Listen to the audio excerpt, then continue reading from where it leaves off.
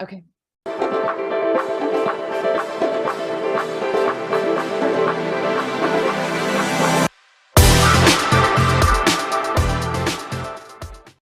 Welcome to Nasdaq Trade Talks. I'm Jill Malandrino, global markets reporter at Nasdaq. Joining us for this segment, we have Mark Marex with Nasdaq Investment Intelligence. We're going to get a technical review on the Nasdaq-100. And Mark, it really is quite remarkable, the move that we've seen since those June lows. I mean, double-digit gains. When you take a look at the relative strength index, what can you discern from that? Yeah, Jill, great to be back. Notwithstanding kind of a tough down day today, we're still something like 15% up quarter to date. Yeah, really, really big turnaround since the last time I did this type of an update. RSI was extremely bearish in early June, getting close to that 30 level, which is outlined in the red. Anything below 30 basically is kind of like, you know, as bad as sentiment gets, at least on a 14-day basis with RSI.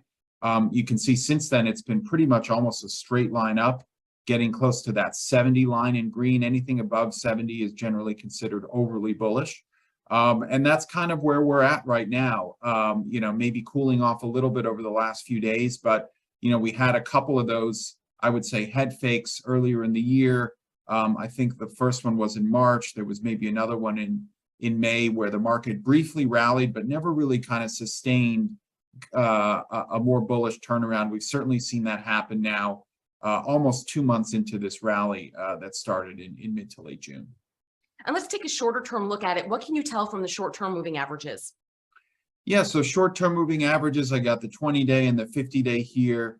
You know, the last one on the right, that's kind of where we're sitting currently. You can see that the 20-day has crossed over back above the 50-day, and the index has been, you know, treading kind of nicely above both of those lines.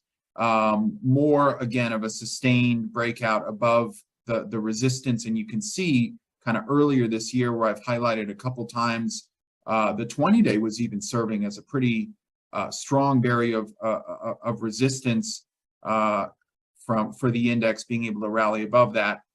Previous instances, you know, going back the last couple of years, sure, we've broken through the 20 and then the 50 right after that. So, you know, that's not to say that if we break through again, we can't rally again, but it's more just to point out, look, we've had some of these levels act as resistance for most of the year. This is really the first time that we've seen a sustained breakout above both the 20-day and the 50-day. So maybe they are going to offer some support, even with this kind of weakness that's come about today in the last couple of days. Mm-hmm. And Mark, if we take a longer term look with 100-day and 200-day, what do you see there? Yeah, longer term, we have broken above the 100-day, not the 200-day yet. That's kind of, you know, something that would make me feel a little bit more optimistic on a medium-term horizon is if we broke above the 200-day as well. Again, here I've kind of highlighted a couple instances where we've either broken below both of them, and then the 200-day has served as kind of resistance from overhead. Or, you know, in this most recent case, we rallied again because of the duration of this pullback. We rallied above the 100-day, but not the 200-day. So still a bit of work done, I think. Still a bit of work to do before we can kind of definitively say that maybe we're out of the bear market. I wouldn't go that far yet, but definitely at least out of that very pessimistic channel where we had a lot of different areas of resistance overhead, and where we've slowly but surely broken through some of those over the past couple of months. And Mark, to wrap up here, if we take a look at options positioning and volatility, I think the chart to the right, volatility certainly tells the story. Yeah, so this is the VolQ, the volatility index for the Nasdaq-100 in particular.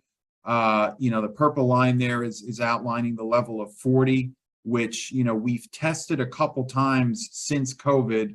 That's that big spike in early 2020 that you see on that chart. But we've never broken above 40, and I think that's a really, you know, encouraging sign again throughout the entire year, was that we never sustained a level of panic. I think, you know, the bear market that did manifest was much more of a, you know, controlled demolition type of environment where valuations were taken in, again, because of interest rates being higher, because of inflation being higher, and a lot of concern around economic growth and earnings, right? But again, the fact that especially over the last couple of months, we've had this really, really sustained downtrend in volatility. You can see that's what I circled there most recently. I think also gives us a lot of, a lot of a cushion before things potentially revert back to kind of a downward trend or downward momentum. We've really sustained. We've brought a lot of people, I think, both retail and institutional investors back into the Nasdaq-100, feeling more comfortable with volatility at these low levels. The chart on the left kind of tells you a similar story, right? This is a ratio of puts to calls for the entire U.S. equity market, and you can see that there's a trend line drawn on there. For most of this year, we've been above that trend line. We've been in a very bearish positioning from an options perspective, with relatively more puts to calls than is considered, sort of healthy for a regular market and versus the longer term. We've been trending very definitively back towards that trend line over the last couple of months. We'll see where it goes from there. I haven't seen anything really too concerning from either of these recently, even over the past couple of days. So definitely we'll keep my eye on these and keep checking the indicators both from a technical and fundamental perspective. But so far things look okay this quarter. And we will certainly check in September with you on those technicals. Mark, thanks so much for joining us on Trade Talks. Malandrino, Global Markets Reporter at Nasdaq.